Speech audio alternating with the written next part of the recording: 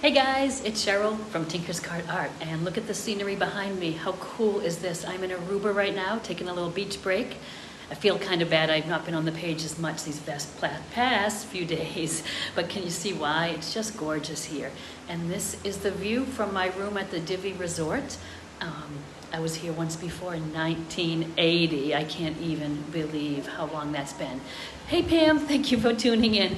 I'm doing a little sketch of my scene from my balcony here, so I thought I would pop on and show you how I put the watercolor on and fill it in. You probably have seen me lots of times go on and do some of my urban sketching or my outdoor sketching, if you will. And so here I have it sketched and I have it inked in, and I'll show you that. And then I'm going to put the watercolor on. So I want to show you guys really how easy and quick it can be to do these little sketches when you're traveling. And it's a great little memento to bring home. I can take 15 pictures from my balcony here, all times of day and sunsets, and they're beautiful. But if you bring home a little sketch, if you keep a little sketchbook of all your travels, means so much more. I can recall the temperature and the smells and where I am when I look through my little sketchbook. So I encourage you all, don't be put off by I'm not artistic, or I don't know how to draw, and I can't draw a straight line, and I can't draw people, and don't get all worked up with that. I want you to just be able to sit down with a little sketchbook and a pencil, nothing elaborate, and just sketch. There's no judging. No one else has to even see it. It's your own personal little journal. Hey, Denise. Thank you guys for popping on. So I wanted to, first of all, show you the scenery, which is amazing. I did some beautiful little paintings from the beach in gouache, which I'll show you. But I want to show you quickly how you can do just a quick and not be intimidated by having to sit down, especially while you're away, do a whole painting and have all the supplies. This is simply a little sketchbook. Hi, Denise. Thank you guys for watching and coming on vacation with me. It is so cool. And I'm so glad I have internet and it looks like it's working. Hi, Dale. So let me go over and show you my little sketchbook and show you what I'm going to do next. And just give me a second and some patience, because I'm going to just set this up and make sure you can see. And I also have you on my computer here, I believe, and I can answer any questions and you can comment there. So please, if you're coming on, say hello, tell me where you're watching from. This is certainly a gorgeous spot. So I'm going to just turn my camera over here, and hopefully all will go well. Let me just catch it on the computer to make sure you can actually see what we are doing here. And thanks for your patience.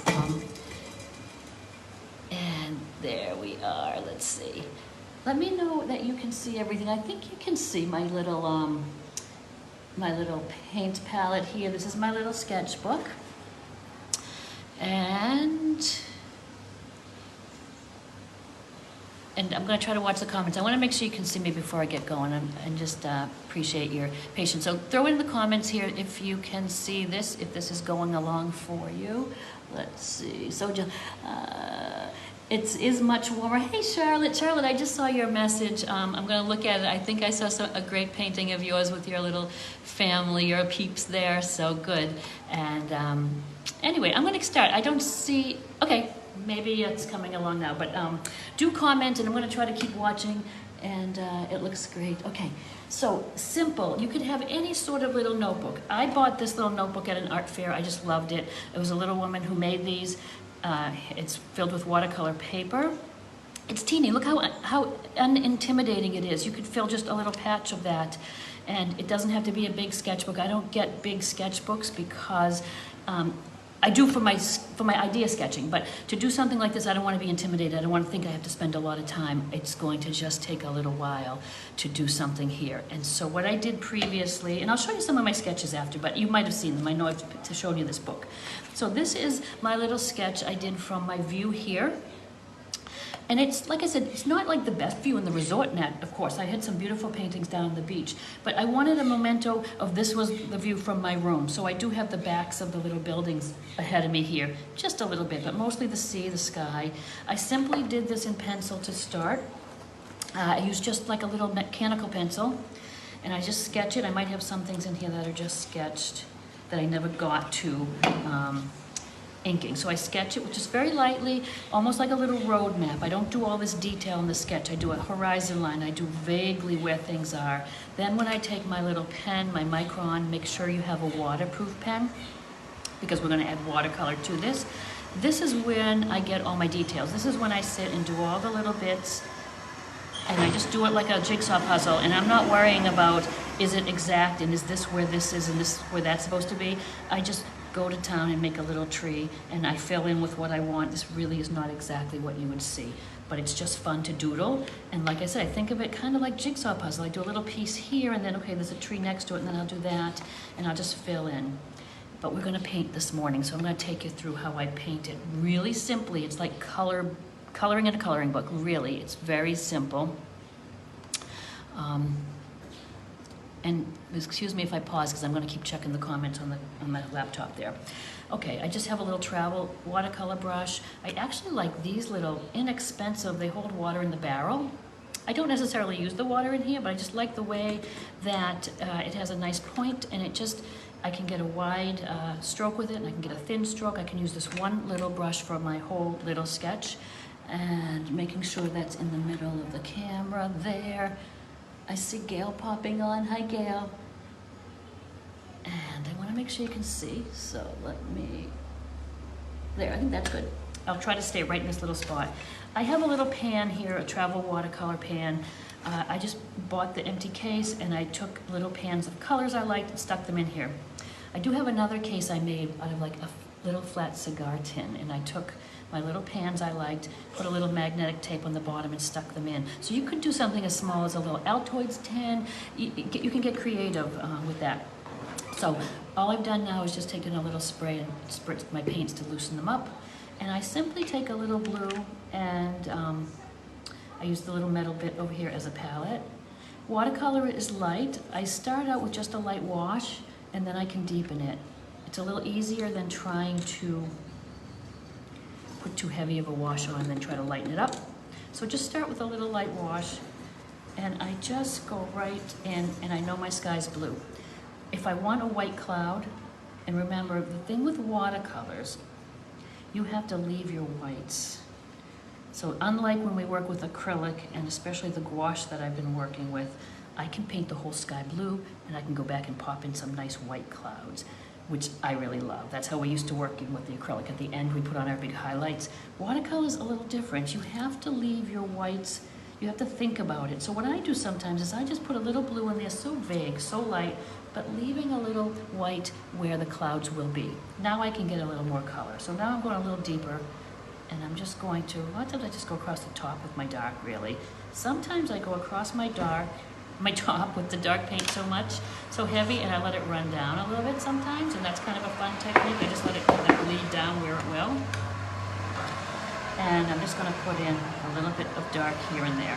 Can you see how washy I'm painting? I'm not being precise at all. I want it to be loose and fun, and it's a memory for myself. It's not something that I'm worried about being in a gallery. It's for yourself, so you can enjoy it and have fun with the process, right? You guys know that's my thing. The process, the joy is in the process. Sometimes the clouds are a little bit darker on the bottom. A lot of times it really is grayish, gray-blue, sometimes purplish. I like to paint with color, so I'm not going to mix any black and really get a gray in there. I'm just going to use that little bit of purple as my dark. And I'm going to let that dry. I can come back and deepen it up. Sometimes the watercolor dries a little lighter. So that's as simple as a sky you need. And then now I'm going to go and do the water, which the water's incredible here. It really is this turquoise color. It's a little darker blue I've found in the very back, way back by the horizon. It's a little more blue, a little more, actually a little more Prussian blue, but I really like this dark turquoise, so let's just do that. And your paint stays wet for a while, which is kind of nice, even though things are drying pretty quickly here. And I'm going to go into that turquoise. And it's really this color. It's the thing that I am loving here the most is the water. Of course, the temperature's fabulous. It's gorgeous. I could be in that water all day long. It's just beautiful. So we're just recording memories here. We're just giving ourselves a little sort of a mini journal, a mini scrapbook of just our travels, or actually everyday things. Sometimes I'll sit in my kitchen and sketch my keys. I mean, for practice, it's great for drawing, but you can keep one if you want to do just for travel. And can you see how the colors just all washing together? It's beautiful. And again, just check in the comments. So please reach out, tell me, say hello, and let me know where you're watching from. I think it's great. I see, it's hard for me to see all my comments on the phone. They seem to be, some of them are just there from, I might be recording on a couple pages too. But so glad to have you jump in and come on vacation for a little bit today. I know it's getting cooler places, and I know some of you even have snow, so this is really a welcome little treat for me before the really cold weather reaches New England. I might take a little brown and do these I always want to call them stems, but not, they're the palm trees, the little trunks. And on my gouache paintings, and I'm going to show you those, I'm going to a little more detail. I'm putting on my highlights and my shadows. Here, we'll do a little of that, but we don't need to do much. I am mostly right now just filling in the local color, like the color of the object, with some paint. And then I'll go back and I can throw in some shadows, I can throw in some lights and darks and things. But I do start usually with the lighter shade, whatever the object is, so that I can go darker. It's hard to add a highlight. I do have a white pen, I'll show it to you, it's in my kit there, that really works well to add little white highlights to things, but you couldn't really say fill in a whole cloud after you've painted your background. So that's why I'm a little careful about getting my clouds left if I want clouds. The other thing I'm going to look at is the color of those roofs. They're kind of a peachy, they're kind of a brown, but I like to exaggerate my color, so I'm going to kind of make them like a peachy, orangey kind of a color, because I want them to pop. And remember, this is your painting. You can paint anything, any color you want. You don't have to stick to what you see. I just think with your orange, your blue, sometimes the opposite on that color wheel is just the color that's going to pop for you. So look at the way the blue and that orange really kind of do it. Are they this bright? No, but I am going to exaggerate those colors. And we've got lots of greens here now. We've got cactus, we've got palm trees, we've got these big ferny palm things. There's a kind of sort of shrub over there, all different shades of green. I'm not going to look at each thing and try to get it exact to what it is. I'm going to just try to use different shades of green just to make the painting a little more interesting. And again, I start light, so I might even go to this yellow. It's kind of a yellow, it's got a lot of green mixed in because I always put in my paintbrush in different colors. But I might start these palm trees with almost this light, it's like a lime green to yellow, but because there's a little green on my brush and in that palette, it might be a little lime green. I just want it bright, because when I put my darks on top of it, I'll leave some of this showing through, and that'll be kind of cool. And I keep my paint, like I said, pretty thin. It's watercolor. I'd rather start light and have to go back and add a little bit deeper color if I need to. So when in doubt, just start very light, very, very light pale shades of what you're doing, and then get a little braver and start adding a little more burst of color there.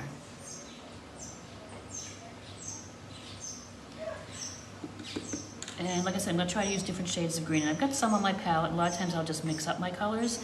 I could take, for instance, if I want a real earthy avocado green, I usually go with my Goldie, like my burnt, like a yellow ochre color, and some blue in that. It usually gives me like a real earth tone. I can get more, some of these cactus out here are like a blue-green, which is kind of cool. Maybe I'll do that. So I like this cool green as opposed to this bright yellow is kind of a nice contrast. And so I'm just going to randomly, I'm not going to keep looking out there and say which green is that object. I'm just going to get different shades of green. This is this kind of a lime green here. I'm going to just stick that in there. I went a little heavy. I would, like I said, I would suggest going a little lighter to start, because it's nice to go in after and just get it a little deeper.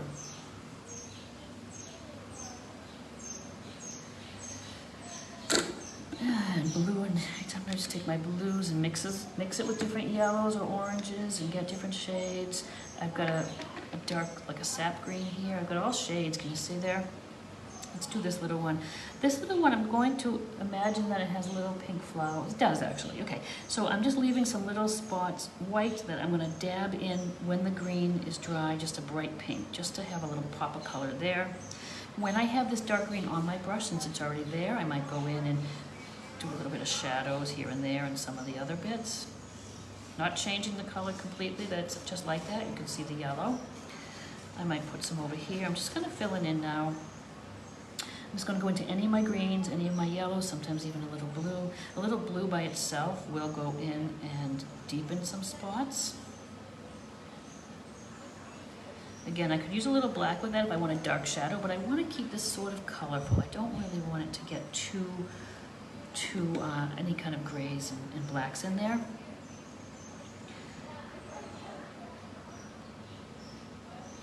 Again, a little bit, I just pop in, whenever I got one color on my brush, I like to pop it in other areas. That kind of makes the painting a little more cohesive. You've got a little of the color all over.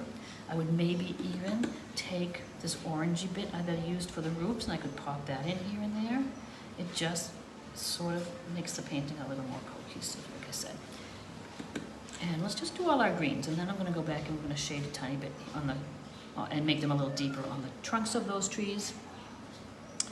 And wherever else we need shadows and things, maybe on the roof a little bit.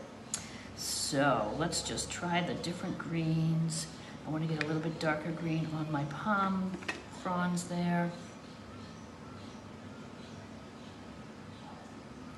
See how I'm kind of going in and just leaving some of the yellow showing. Sometimes it's mixing, some of that yellow's wet, it's mixing right there on the paper. And look how fast and wiggly. I'm not concentrating hard, I'm just going in there, and sometimes the less you think about something, the better off you are. Just go in and have fun with it. All right, so those are all looking a little bit similar to me, so let me get some real dark. I've got like a Prussian blue kind of here maybe. Let's see, yeah, there's this dark Prussian blue. I love that for some deep areas. So back here maybe would be a little shadow. Can you see? You just get some darks in there, and that just looks a little bit, has a little more depth, I guess, with that dark Prussian blue. And the creases, anything that's maybe behind. In these little cactuses, there's these shadows, and I did them on that one on the blue tone, so that's give us a little shadow. We'll put a little highlighted green in there. You know, we put a little shadow here and there, and now we'll just deepen it up, because it does, like I say, it does lighten up when it dries. A little bit dark here and there on that.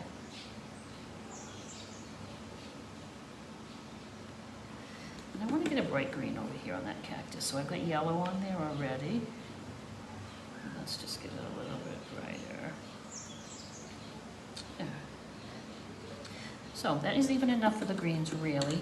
It's just like a little quick snap of the scene. I'm going to go a little darker with that brown. I had the brown for my trunks of my palm tree, and I'm just going to go simply on one side and just get it a little darker. I'd rather do that as you go along than try to get it that dark to begin. I like that little wash of brown back there. And maybe between the roofs there'd be a little bit of a shadow here. And let's see, these are just kind of a beigey color, so I'm just going to take the color we used for the roof, add a lot of water to it, and we'll just kind of wash that in. That's just a little bit of that showing through. And I wanted a pop of pink. I've got this nice bright pink here. And I'm going to just pop that in where I left a little white spots here. That's just the little palapa. That's those little straw huts that everyone sits under. And they are just sort of, you'll see when I show you my gouaches, they're just kind of I use the yellow ochre a lot, maybe give it a little shadow on the side. Maybe just a little bit of bright on the light. That's really, you don't need much more than that. This one has some like little coconuts hanging from it, so we'll just throw a little color in there. So what do you think? That's pretty quick. You can get a little more detailed if you wanted to, but I don't think you need much, really. I wanted a little light on this cactus here. Okay, so that's it. That's all you really need. So what do you think? A quick little sketch like that is kind of cool. Hey, Barbara. Zena, hi. I'm seeing your comments now. Oh, you're gonna have so much fun playing with the watercolors, and I have not done much with oil pastels, at least not in many years, but those are gonna be fun. I can't wait to see. Show me what you're working on. I'd love to see all those things. Yeah, so this is the little sketch. And I'll show you some of my other little sketches that are in there if you'd like, just because, and usually, you know, let it dry a little bit, of course, before you close it up, but it dries pretty quick. And then that little pen, if you are interested, let me see, I think I might have it here. This is the only little pen I have found that I could write over acrylic and a gouache and watercolor, and it really holds up. It's a Uniball Signo brand. These are great, even if it's just for signing your name, but I love the fact that I can go back after if I needed to, and I could just add, this might not be quite dry enough, but see, I can add touches here and there, and it really does show up. It might not need it much for this particular painting for anything, but you can see how it does right on top. If we wanted to do like some little, say, some little lines in the ocean, you know, we could do that. Pretty cool. So that's that. That's great for acrylic paintings and, like I said, gouache and whatnot. So I use this, I have a lot of little sketchbooks, and this is like as a particular one I found at a craft art fair, but what I use mostly is the moleskin. They're about this big anyway. Moleskin, but with the watercolor paper, not the drawing paper. And those are a perfect little size to just carry with you, even in your pocket. So I was just down at Disney, and this was Pandora, so it's very busy, I know. I tend to sketch busy. Like I said, this one would have been a pencil line across the horizon and a few bits penciled in, and then I sit and just with my pen I kind of go crazy and I just do all the little bits and pieces. You can do any style. You can do very simple sketches, which is fine too, which I have some in here. But I do tend to like to be very busy, and like the way that looks. That is again at Epcot. This was, I went out to New Mexico for the plein air convention, and this was, I was not out on the green painting with all the painters. I was sketching from the little cafe with my margarita. Yep, so this was a little Airbnb house we rented last year with my online paint buddies. But when I look at this, I don't really look at the pictures so much as, look at there's the photos I have on my phone. I took a lot of pictures, of course. But this little vignette that I sketched inside the house is so much more, means so much more to me. So then I would start with a little sketch. That's a little sketch there. Some could be less pen sketch. This is no pen. This is just painted. This is down in Melbourne and the ocean, and just with the white pen on top. Look at how much detail and fun you can have with that white pen. So it's just my little travel journal, which these things mean so much more to me. That's Diagon Alley at Universal. And again, you might look at it and think it's so busy you don't even know what it is, but I don't know, I just have fun with it. Outer Banks, just places, my son's apartment when I was locked out, so it could be very simple lines and not all that busy work. There's Epcot. This is a little cupcake place near me. So yeah, this is where I bought, this is the art fair where I bought the little book. So I love this. This is a little treasure that you will have, and it's very easy to do. And I have other videos out there, and I'm sure they're on YouTube. So if you follow me on YouTube, there's a lot of free classes, and I think there's a little thing on there that shows all the supplies that I use when I am sketching. And what I've been doing here is I love the idea of gouache. So gouache is more of an it was always used back in the day when I was doing illustrations and things, and haven't really used it much. I'm a big oil painter. I can blend my colors, and I love that. So I've been working in gouache, which has been a little difficult for me because gouache dries so quickly, especially here. But I love that I can put dark base and then put my light colors right on top. And so I'm playing around. I'm having a heck of a time with clouds and things that I'm used to blending. But I am happy with what I'm doing because I could put that dark blue sky in and then my gouache on top covers. I did all of this dark background, all of the beach, and then I popped the people on. I could do these little palapas, dark blue, dark black almost, and get the lights on top. So I'm having fun with this. I'm not super comfortable yet, but I am playing around. So once I get it down, I'll do some little demos for you guys. That's just a little palapa that you sit under. Does it look like this? No, it looks very gray probably in person. If you look on the page further up, you'll see I have some photos of a real one. But in my head, I pictured it as these gold tones. So in my head, I had to just paint it that way. But I love where you can see the texture on there. You just put your white on top. But it's been a real struggle with the clouds. I'm kind of getting it, but I don't like them at all when I'm painting them. And then I set it aside, and then voila, it looks better to me. So don't always judge your paintings till you put them aside and look at them the next day. So there we have it. So let me just take my phone out here now. I think you've seen enough of that.